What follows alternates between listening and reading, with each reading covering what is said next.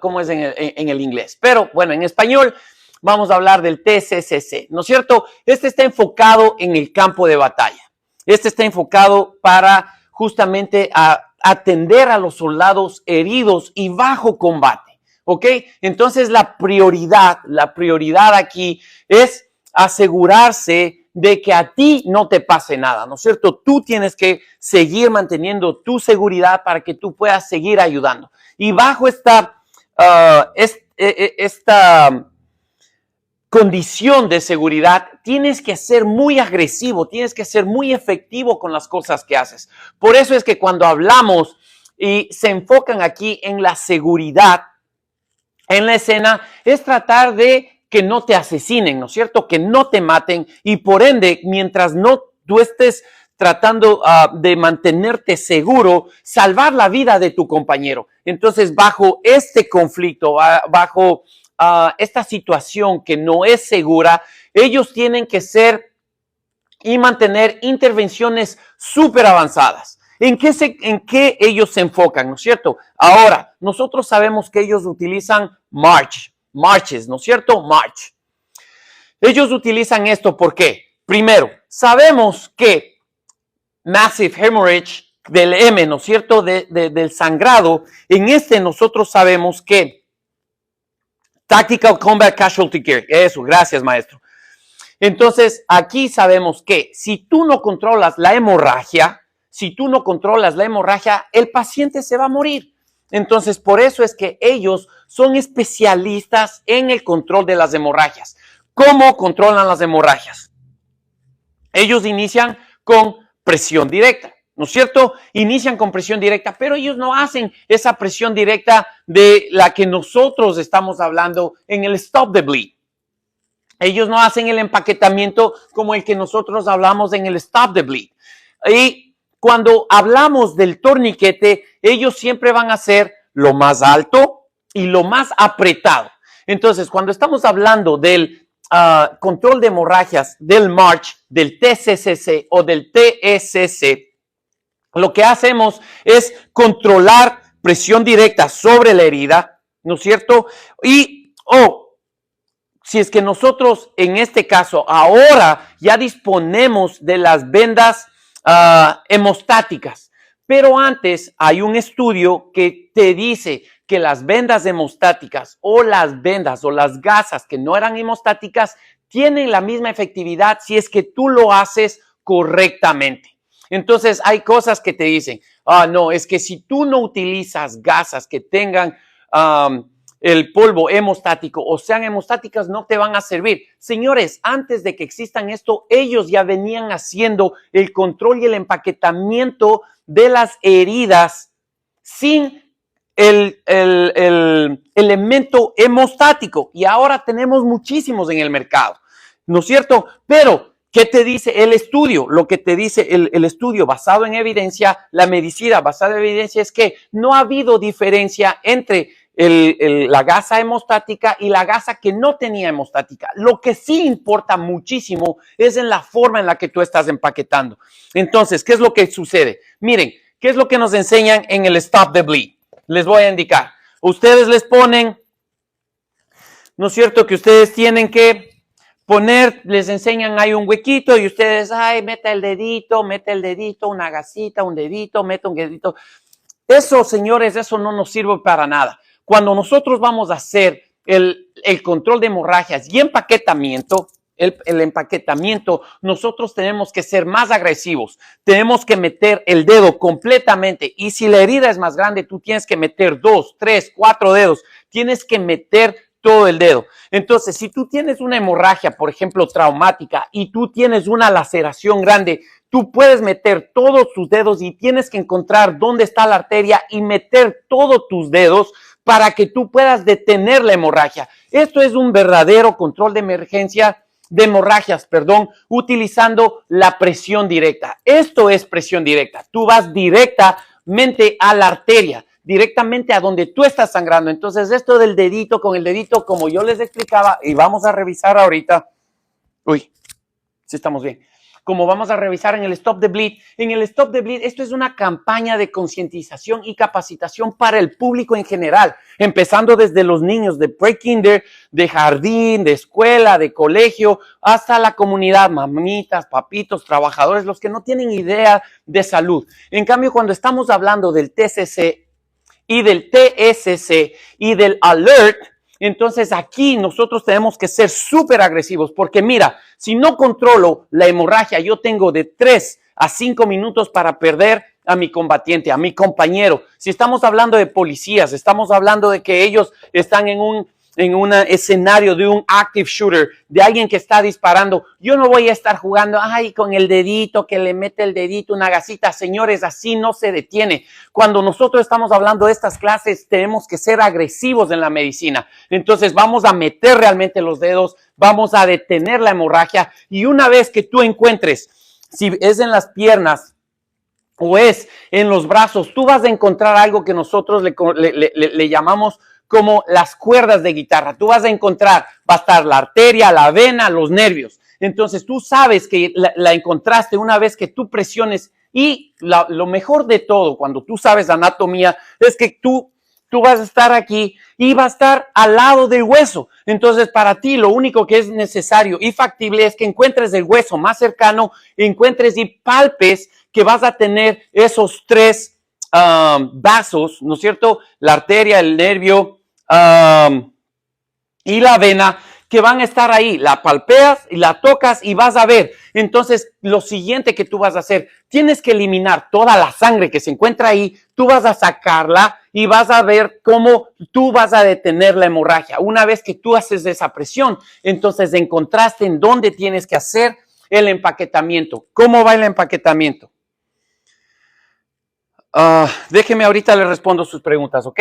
¿Cómo va el empaquetamiento, señores? Una vez que yo encontré dónde estoy haciendo la presión y ha disminuido el sangrado o detuviste el sangrado completamente porque estás presionando la arteria, entonces ahí tú no vas a dejar ir la arteria. Ahí vas a presionar con gasa y le vuelves a presionar. No vas a dejar ir esa arteria por nada del mundo, porque si tú le dejas ir a esa arteria, va a empezar a sangrar otra vez. Entonces vas a empezar a siempre tener aplatada la arteria y empiezas a meter gasa.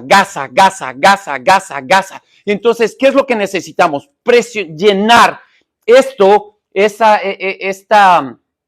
laceración, esta herida abierta con gasa. Una vez que tú ya se te acabó la gasa o ya se llenó completamente la laceración, la herida de la gasa, vamos a poner presión directa, pero no es esa presión directa que te enseñan con los deditos. Tienes que poner todo el peso de tu cuerpo con tu mano y la otra mano encima, ¿ok? Las 2 manos, y vamos a presionar ahí y lo vamos a tener presionado de 3 a 5 minutos para que no haya más sangrado del control. Control del sangrado. Y si tú sigues viendo que hay sangrado, entonces ahora sí nos vamos a ir al torniquete. Miren, importantísimo. Entonces lo que les estoy diciendo es lo que realmente es, cómo se debe de realizar cómo realmente se controla el sangrado y cómo se debe detener la hemorragia en el TCC, en el TSC y en el alert. ¿Por qué? Porque son situaciones tácticas. Tenemos que ser súper agresivos en el control de las hemorragias. Ok, aquí les tomo sus preguntas. Dice, sigan en Facebook. Oh, gracias, Andrés. Sí, muchísimas gracias. En Instagram, el Facebook está muerto realmente, ahí no hay tráfico, pero en el Instagram yo veo que hay más gente que es más activa. Ahí sí me siguen, comparten, dejan comentarios y cosas así que sí, ahí sí les aprecio. Dice, ¿por qué pueden infectarse y generar más daño? Oh, hay un estudio acerca de la infección, sí, pero la infección es lo que menos nos importa. La infección es lo que se trata después. Ahora, con esto, diciendo esto, no es que vamos a meter tierra y vamos a meter manos sucias, vamos a tratar de mantener lo más séptico posible. Pero la infección, sí, es verdad, es un efecto secundario de una herida abierta. Pero la prioridad es detener la hemorragia de esta forma, porque si no detenemos la hemorragia, el paciente no va a tener una infección después porque va a estar muerto, ¿ok? Así que eso tiene que estar muy seguro. En estas son especificaciones para control de sangrados, Jimena. Son zonas de no compresión. ¿Cuáles son las zonas de no compresión? Con gusto, dice. Muchas gracias, chicos. Dice, sin dejar de presionar. Exactamente, dice Gerson. Eso no hace el tórax, ni abdomen, ni cráneos. Por tanto, no va a tocar ningún órgano vital. Ahí el primera medicina. Nos vemos, profe, salió el servicio. Un abrazo, mijo, que te vaya bien. Dice, ¿por qué la apertura de la vía aérea en la hemorragia?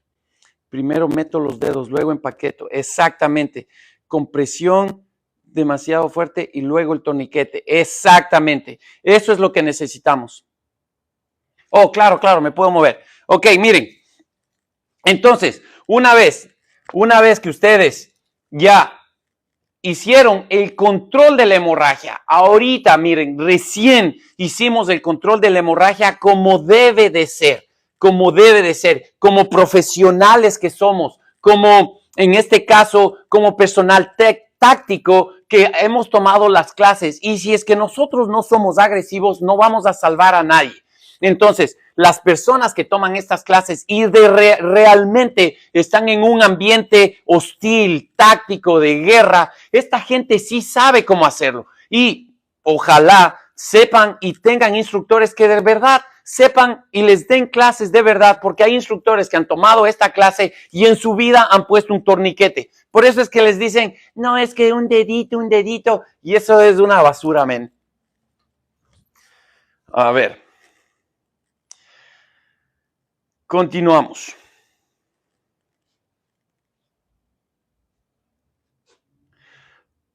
Saludos, mi hermano. Cuídense.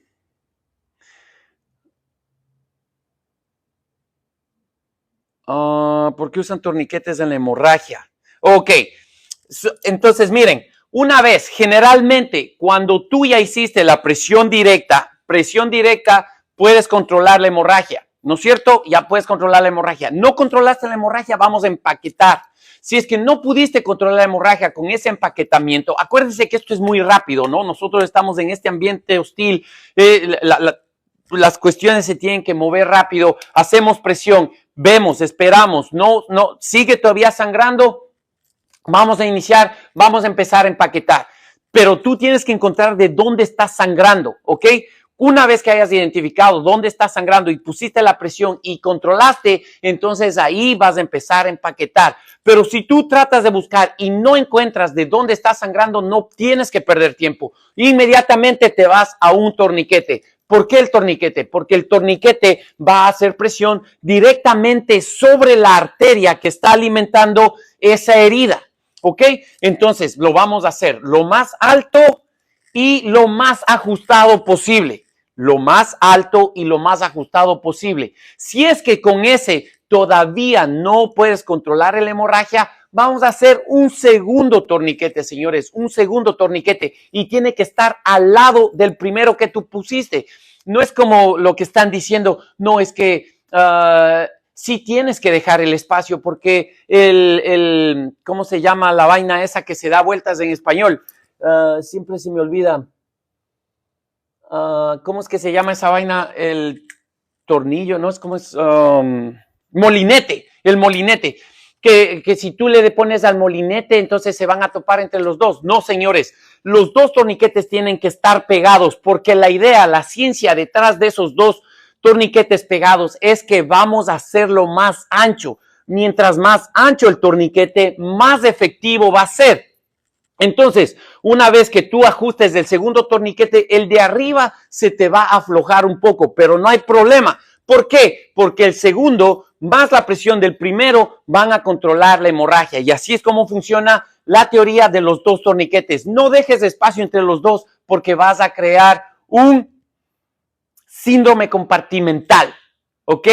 Les pido, señores, les pido que por favor se capaciten y dejen de escuchar a gente que no ha tenido nunca experiencia deteniendo hemorragias y en situaciones de conflicto, ¿no? Así que miren, eso es como se hace correctamente las cosas.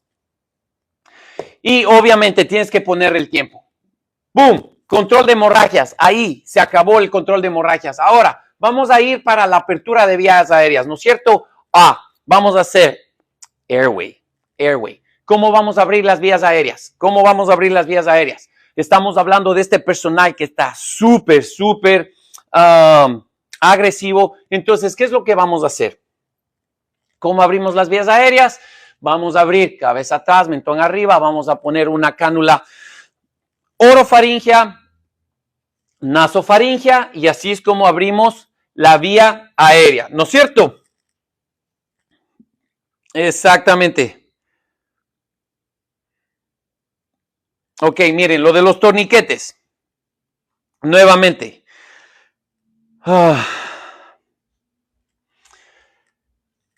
Lo de los torniquetes, miren lo que dice. ¿Cómo vamos a detener la hemorragia? Recuerden, primero vamos a poner presión directa. Si es que no se detiene, vamos a meter los dedos y vamos a encontrar dónde está la arteria que está sangrando y vamos a hacer presión directa sobre eso. Si ya controlamos, entonces vamos a empezar a empaquetar.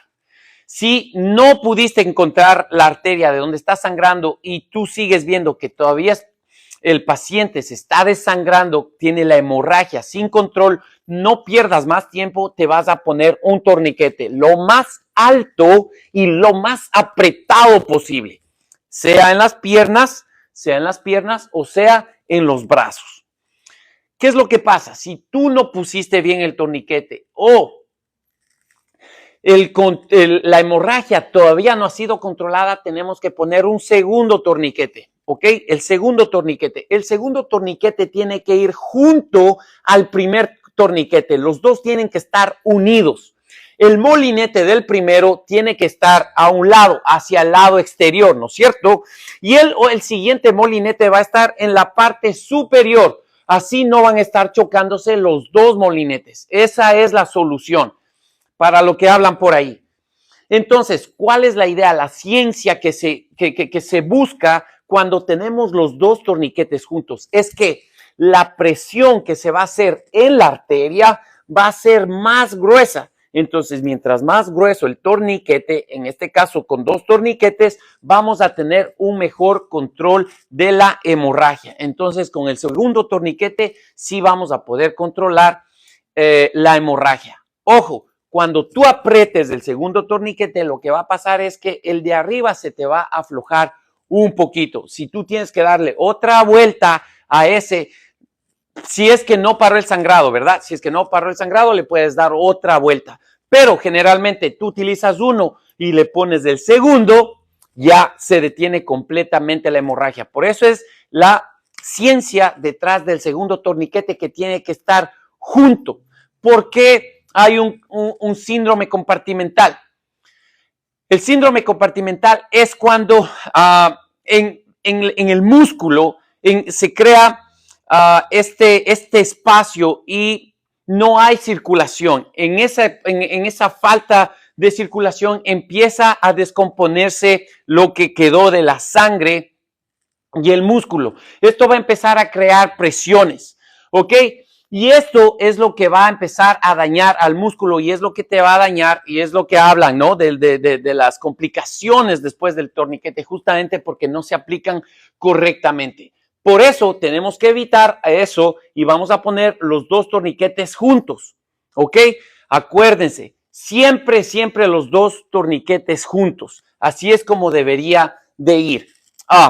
Sí, es verdad, a veces a esta gente porque están disparando, porque el ambiente es hostil, a veces ellos no tienen el lujo, ok, te pongo el uno y te voy a poner el otro, ¿no? Junto al otro. Es a veces fácil poner el uno y le voy a poner el otro. La intención es detener la hemorragia y mantenerme yo vivo y el otro vivo. Entonces, ahí a eso, en estos tipos de combate, ¿no es cierto? Perdón, de cursos de combate, es que la prioridad es tu seguridad, ¿no es cierto? Entonces, no es que le vas a estar poniendo junto al lado para que te quede justito y que te quede bien. Eso sí podemos hacer nosotros en el PHTLS. En estos 3 cursos donde hay alguien que te está disparando, donde la escena no es segura, lo más importante es detener la hemorragia. Entonces, generalmente no le van a estar poniendo a los 2 juntos y se queda ese espacio, que para nosotros no tenemos ese problema. Vamos a estar en una escena segura y por eso tenemos que asegurarnos que los 2 torniquetes estén juntos. ¿Ok? Ahora sí, preguntas. Dice, entonces el segundo se pone por encima o por debajo. El primero se pone lo más arriba y lo más apretado. El segundo lo vas a poner por debajo. ¿Qué es lo que pasa? Si tú tienes la herida aquí en el brazo y supuestamente tú tienes que ponerle 3 dedos sobre la herida, le tienes que poner por encima de esa herida. Entonces ahí es cuando tú tienes que poner el segundo torniquete por arriba.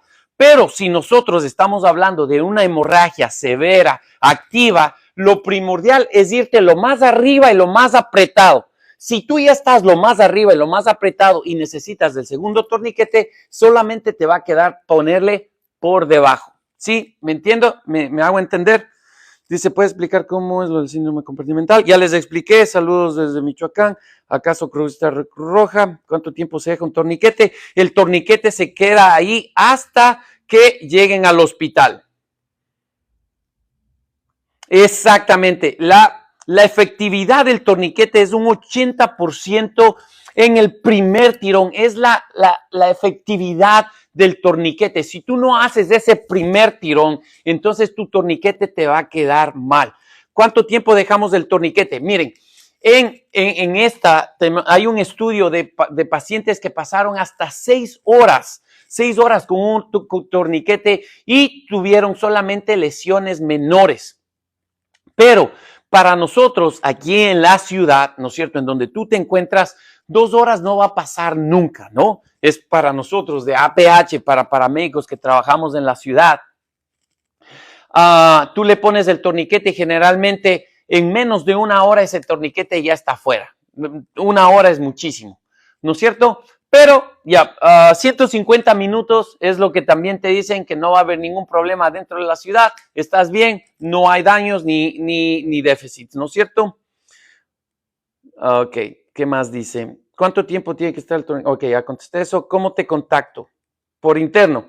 Dice, profe, sí, pero por ejemplo, en mucho el tiempo tarda la víctima en llegar al hospital. Sí, por eso mismo les explico. Desde que tú le pones el torniquete hasta que llegues al hospital, tú tienes 150 minutos. Estamos hablando de 2 horas y media, donde los estudios demuestran que no hay ningún tipo de daño posterior, ¿no? Post-torniquete.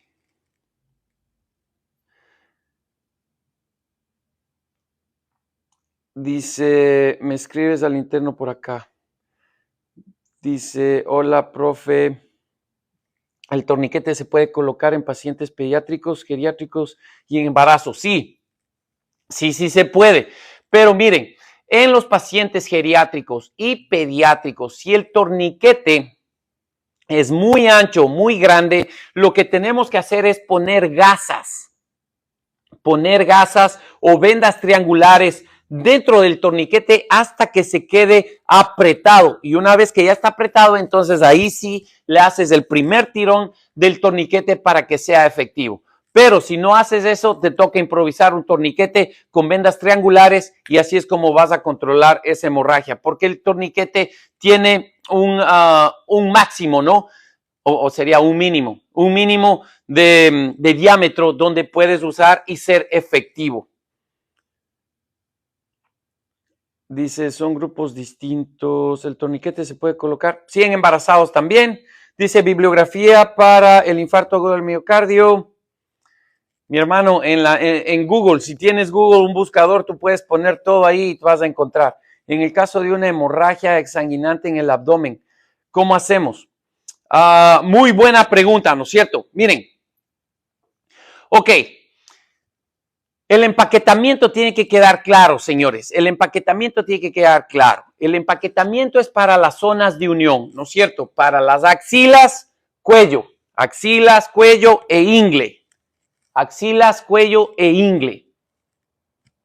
Podemos utilizarlo también en las extremidades, pero para las extremidades tenemos vendajes de compresión también. ¿Ok? Entonces tenemos esa ventaja. Empaquetamiento y vendajes de compresión. Pero en las partes de unión, en la axila, en el cuello, entonces aquí no podemos usar vendajes de compresión, tenemos que utilizar empaquetamiento, ¿no es cierto? Vamos a estar empaquetando, pero nuevamente entendiendo que tenemos que encontrar primero de dónde está sangrando. Segundo, en el cuello, si vamos a empaquetar el cuello, tenemos que tener muchísimo cuidado de que empecemos a bloquear la vía aérea, ¿ok? Tenemos que tener mucho cuidado de bloquear la vía aérea. En la parte del tórax y del abdomen tenemos que utilizar sello. Ajá, vamos a utilizar un sello torácico. ¿Cómo estamos, muchachos? Una pregunta salió de el IKG, todos los videos de ACLS están en el inicio. Entonces, vamos a utilizar en todo lo que es el tórax y el abdomen, vamos a utilizar un sello en la parte anterior y posterior. En la parte del abdomen, sí. Tú estás teniendo un sangrado activo, generalmente es porque fueron uno de los órganos, ¿no es cierto? Si es que le pegó el sangrado directamente, digamos, a la aorta, entonces, pues ese paciente realmente no va a tener, no va a salir, ¿no? No hay una forma, porque tú puedes poner presión, pero presionar suficientemente como para colapsar la aorta va a estar muy difícil. Va a depender mucho en la contextura de los pacientes, ¿no? Es, por ejemplo, cuando tenemos esos pacientes que tienen una triple A, ¿no es cierto? Esos sangrados, esas erupciones de la aorta en la porción abdominal, ¿no es cierto? Cuando tenemos esos pacientes que están, que tú puedes observar esas palpitaciones y se revienta, tú puedes ponerle la presión, pero entre llegar de ahí al hospital, el paciente cae en paro cardíaco y cuando llegamos al hospital, pues se terminó de exsanguinar. Yo tuve 2 pacientes, uno en Las Vegas y uno el año pasado aquí que tuvieron se reventó la triple A, la aneurisma de la porción abdominal. Y hasta llegar al hospital, el paciente nos cayó en paro cardíaco y ya en el hospital pues no pudieron hacer nada. Yo lo llevé directamente a un centro de trauma porque sabía que era un aneurismo abdominal, abdominal, le abrieron al que fuimos en Las Vegas, le abrieron inmediatamente y cuando le abrieron pues ya estaba toda la sangre en la cavidad abdominal, ¿no? Pero esa es la forma en la que vamos a hacer.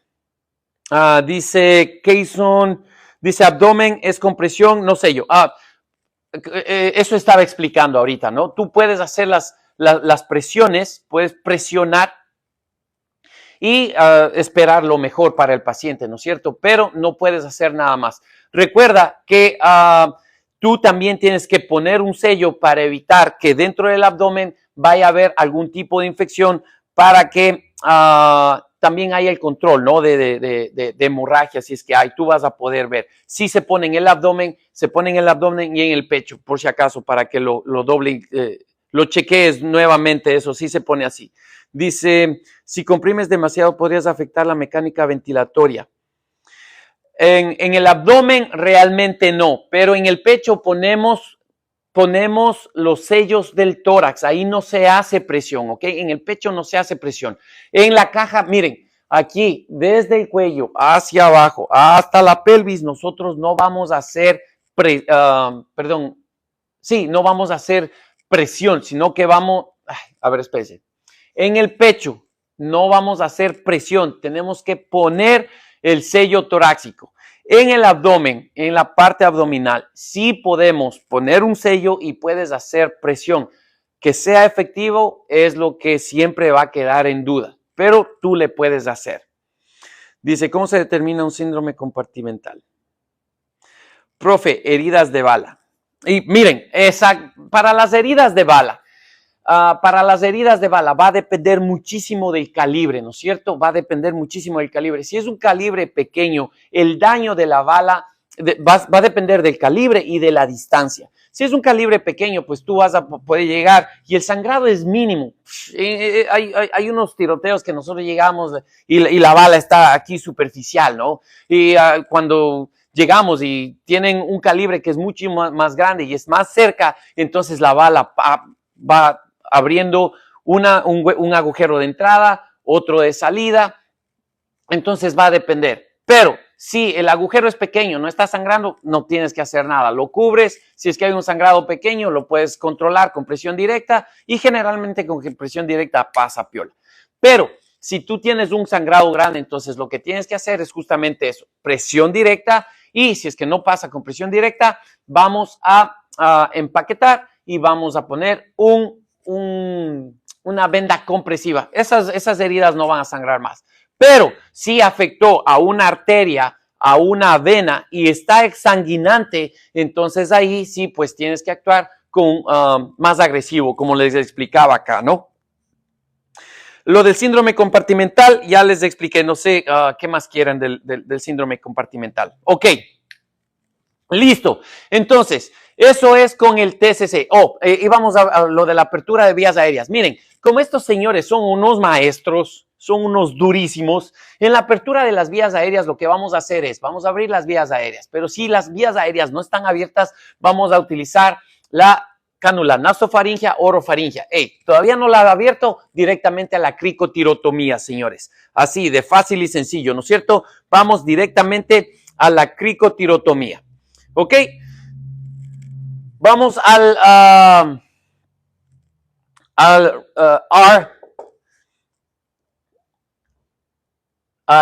la R, ¿no es cierto? Aquí lo que vamos a hacer es, vamos a descomprimir respirations, ¿no es cierto? Lo que tenemos que asegurarnos es que el paciente pueda seguir respirando. Generalmente aquí lo que vamos a hacer es una descompresión torácica. Vamos a hacer una descompresión torácica, no una toracotomía. Vamos a hacer descompresiones torácicas y vamos a poner los sellos del pecho, ¿no es cierto?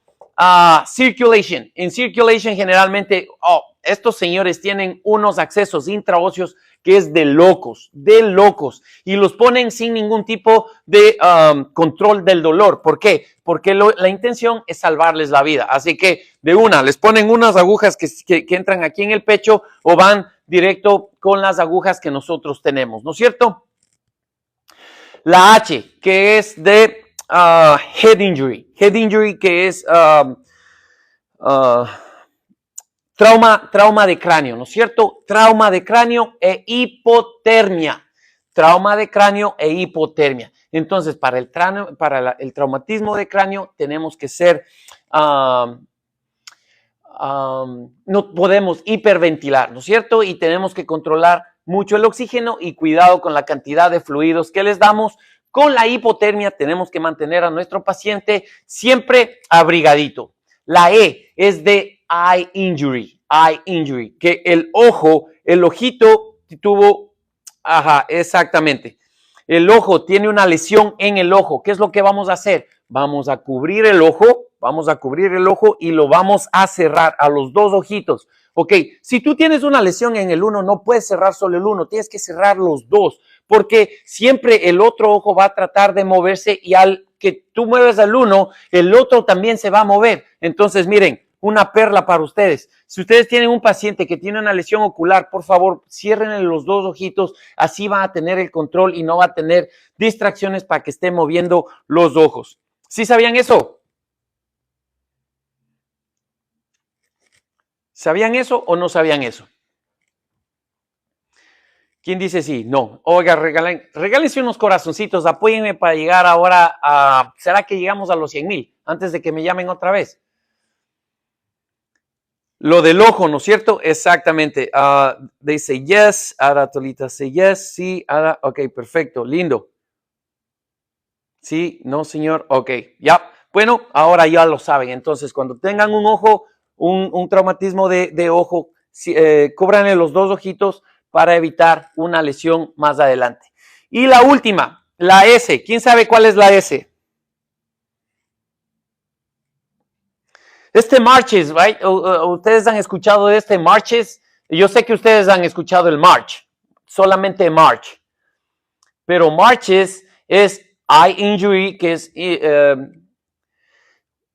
una lesión ocular y S es para spinal injury restriction, que es de tener cuidado si es que el paciente tiene o tú sospechas de que haya algún tipo de lesión a nivel espinal. ¿Ok? Exactamente. Ok, así que esto, mis hermanos, esto es TCCC, TSC y esto es el alert. Esto es realmente como uno controla hemorragias, cómo realmente utiliza el torniquete. Esto es de verdad stop the bleed. So, esto que vamos a ver acá, eso es un chiste. Y la gente, miren, eso se utiliza aquí para la población común, pero lamentablemente se dieron cuenta que también los primeros respondientes no sabían cómo detener la hemorragia. Ustedes pueden creer que hay también escuelas, como hay buenas, hay también malas, donde te entrenan bien, donde sí te enseñan a improvisar, y otras que les vale madres y después andan haciendo videos diciendo que no hay cómo improvisar. Así que, bueno, así se da. Pero estos primeros respondientes resulta que no sabían cómo detener hemorragias. Entonces, cuando yo me hice instructor, bueno, cuando yo empecé a enseñar la clase, yo decía, pero si esto es tan sencillito, y tú empiezas a leer y decía, wow, hay gente que realmente estaba haciendo esto por años, no sabía cómo detener hemorragias. A mí me volaba la cabeza, pero bueno, hay gente que no sabe cómo hacer RCP o usar el BBM, o dicen que hay que utilizar 2 manos o una mano, o no sé cómo es la vaina en RCP, pero allá. Ok, muchachos, ¿qué tenemos? Listo.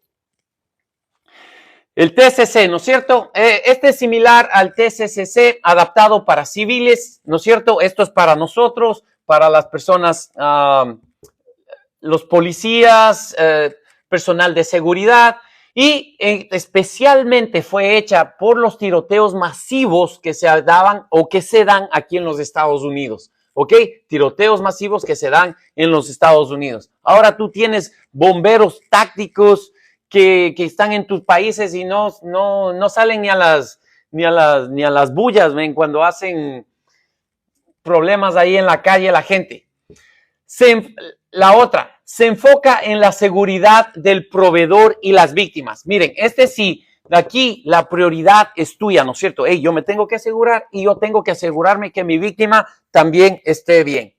Mire, ¿es dirigido a quién? Es dirigido a la policía, a los bomberos, técnicos en emergencias médicas y parte de la sociedad civil. Entre estos están los que son securities, guardias de seguridad, ¿no es cierto? Y otro tipo de personal que necesita tener o estar preparado cómo dar atención de primeros auxilios en algún tipo de conflicto. ¿Ok?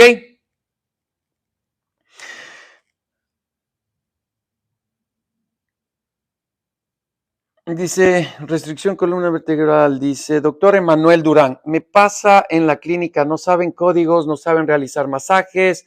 Exactamente, mi doc, ese es el problema y por eso es la intención de este canal, ¿no? Esta es mi intención de enseñarles, darles las perlas para que estén preparados. Y hay gente que no tiene idea, nunca ha hecho reanimación cardiopulmonar y está dando clases.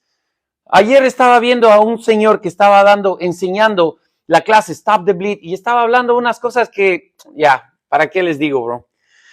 Pero bueno, manifestación, RCP, tengo la canción en mi mente. Esa es otra cosa chistosa, ¿no? Yo nunca he dado RCP en la casa de un paciente y les he pedido que me pongan música, ¿no? Eso es nuevamente para la población civil, para que ellos más o menos sepan cuál es el ritmo. Pero para nosotros, hey, póngame música, que voy a empezar reanimación cardiopulmonar ahorita. Pero si es la tóxica, que me pongan una música triste, así como para darle bien despacito. ¿Me entiende? Una música que que me haga entrar en melancolía.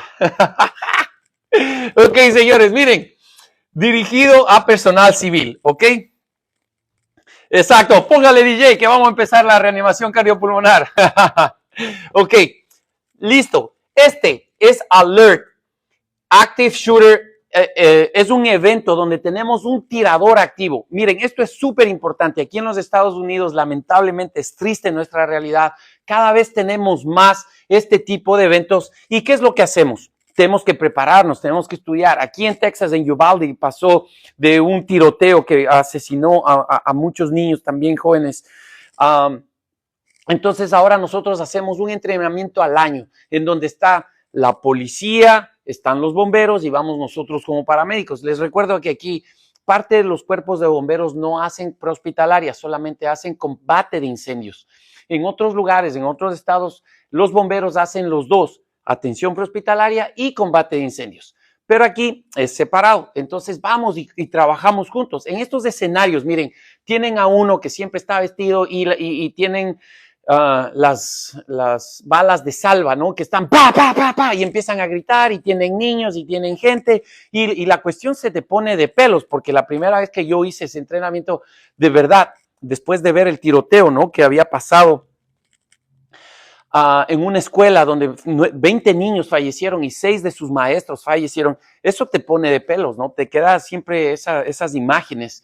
Entonces entramos y la prioridad en esta clase, miren, acá la prioridad siempre vas a ser tú y después tu compañero, después tu paciente. Aquí, ahora, por todas las muertes que han pasado en estos eventos, se cambiaron los papeles. No nos importa más los primeros respondientes. Nosotros entramos a salvar vidas, a las personas. Lo que se entra es a eliminar al que está disparando, ¿no es cierto? Se entra a eliminar, es la intención, o también se puede neutralizar. Eliminar es de una vez que se vaya con las suegras al infierno, ¿no es cierto?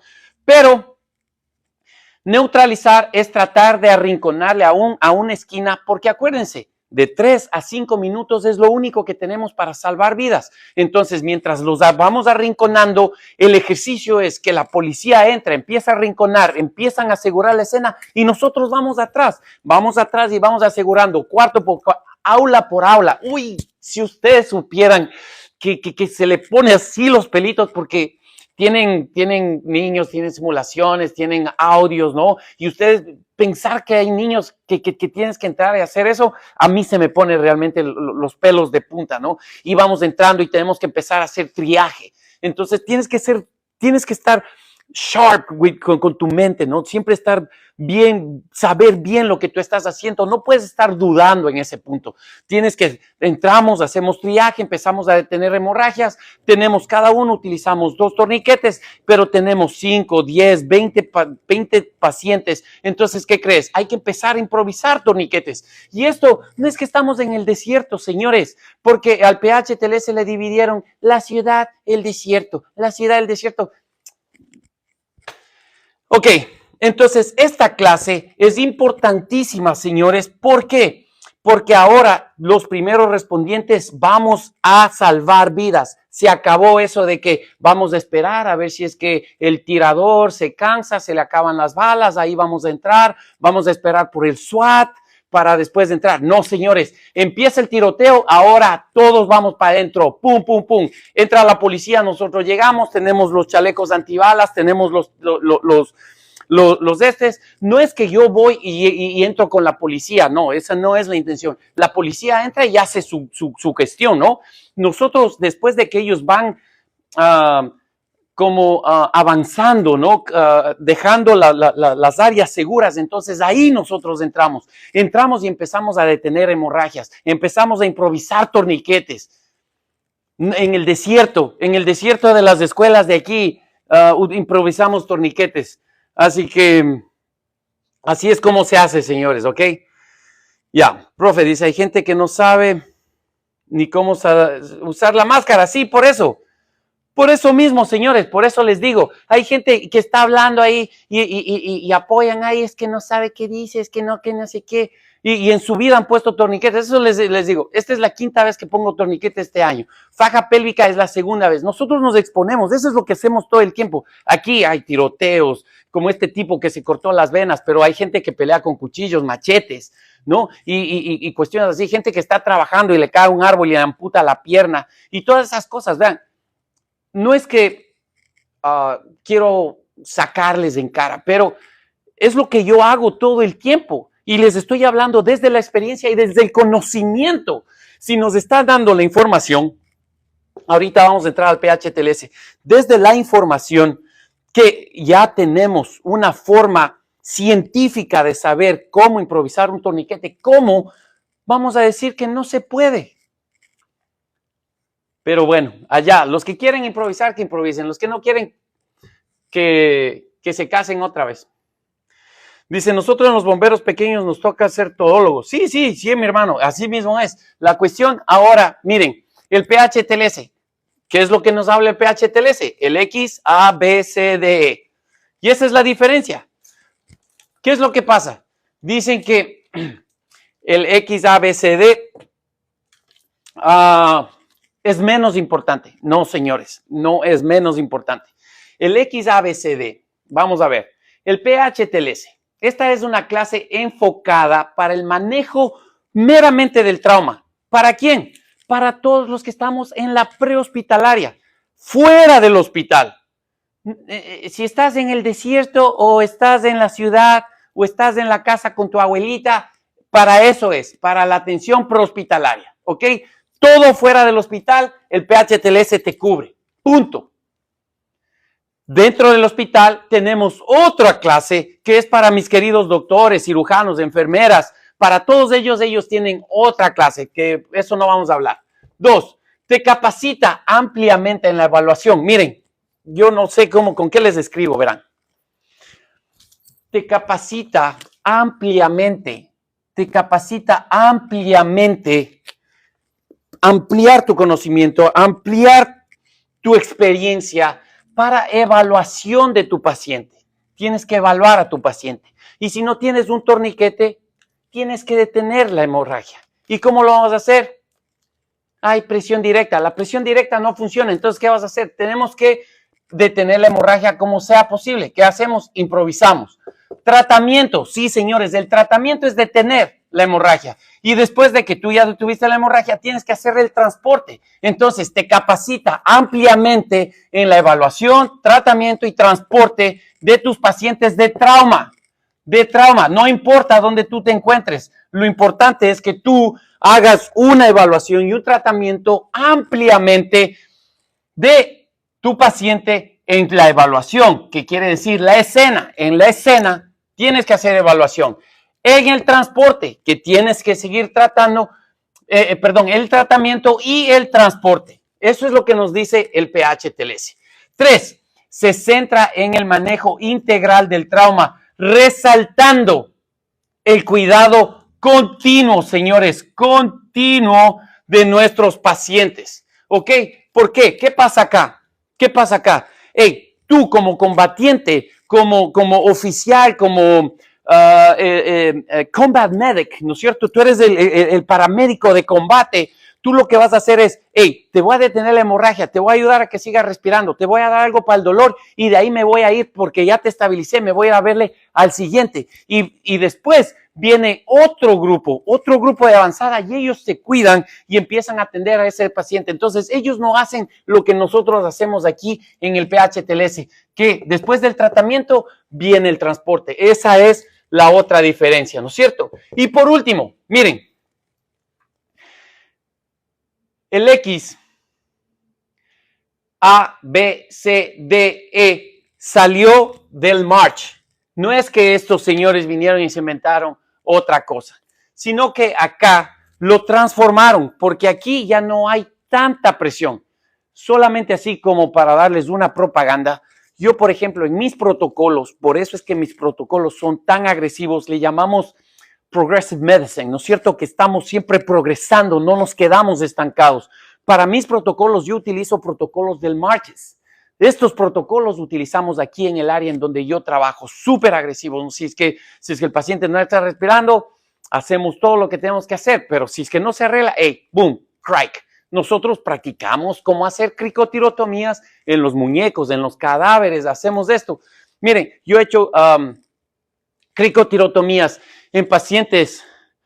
Bueno, yo creo que ella estaba embarazada. Voy a decir que estaba embarazada en un paciente pediátrico y en pacientes adultos. Entonces, yo les puedo decir, hey, yo sé cómo hacer cricotirotomías, aparte de los que hemos hecho en los cadáveres, ¿no? Porque en los cadáveres hacemos todos los años y utilizamos 3 o 4 cadáveres para seguir haciendo. Eso no lo cuento, pero miren, eso es la experiencia que tenemos. Hacemos toracotomías. Sí, señores, hacemos toracotomías. Cada vez que tenemos una parada traumática, a alguien le dispararon, vamos, hacemos toracotomías bilaterales y continuamos, ¿no? Con el protocolo de reanimación cardiopulmonar traumática. Por eso es que yo les enseñé ese protocolo. Eso fue otra bomba. Ay, ¿cómo les puedes enseñar eso que les confundes? Que se confundan los que no saben, bro. Ustedes que sí están aprendiendo, quédense y sigan aprendiendo. Ok, miren, dice, excelente, tienes toda la razón, muchos de los instructores de Stop the Bleed no saben ni hacer nada esos instructores de Amazo. Ok, miren, X, ¿qué es lo que viene? De la M, ¿no es cierto? Exsanguination, ¿no es cierto? Igualmente, hemorragia. Pero ¿por qué lo pusieron acá en el PHTLS y antes no existía? Por lo mismo, porque acá nos dijeron, hey, señores, si nosotros no controlamos la hemorragia, se están muriendo todos. Le estoy poniendo una cánula nasal, una cánula orofaringea, le estoy poniendo sueros, le estoy poniendo un acceso intravenoso, les estamos dando sangre en el field, ahí en el campo de batalla les damos sangre, pero se nos están muriendo. ¿Y qué es lo que está pasando? Lo que pasa es que no estamos deteniendo la hemorragia. Ok, aprendimos esto aquí, en esta parte de situaciones tácticas, ¡boom! Lo que vamos a hacer en la prehospitalaria pasa exactamente lo mismo. Exactamente lo mismo. Pacientes de accidente de tránsitos, caídas, violencia doméstica, cuando la tóxica viene y te apuñala, te pega. Después que estás en el hospital, va, te pide perdón, regresas con ella, después te vuelve a apuñalar. Entonces, eso ahí, X, exsanguinante, sangrado,